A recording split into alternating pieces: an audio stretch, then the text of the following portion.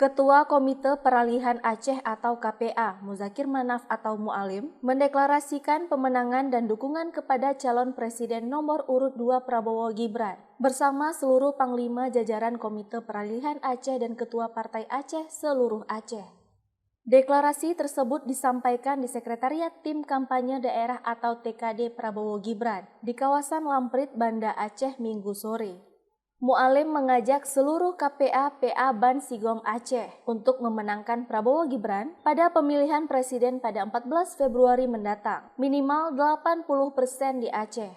Mualim juga menyampaikan, jika capres pasangan nomor urut 2 itu menang mutlak di Aceh, Mualim meminta agar permohonan proposal yang telah diajukan kepada Prabowo bisa dikabulkan.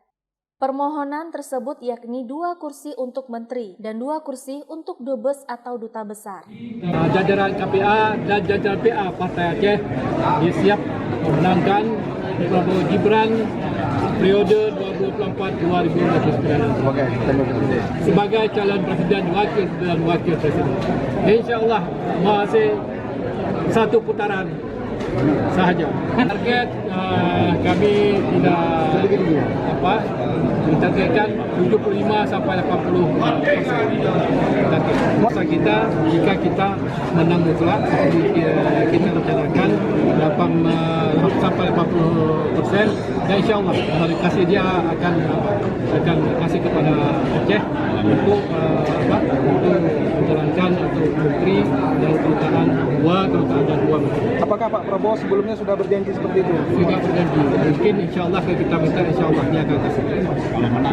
Kalau menang di Aceh, kalau menang maksimum di Aceh. Jadi kalau cewek-cewek ya saya Disinggung mengenai strategi pemenangan dan tantangan terbesar dalam memenangkan Prabowo Gibran di Aceh, Mualim mengakui bahwa capres pasangan nomor urut 1 Anies Baswedan dan Muhaimin Iskandar atau Amin merupakan lawan terberat Prabowo Subianto di Aceh.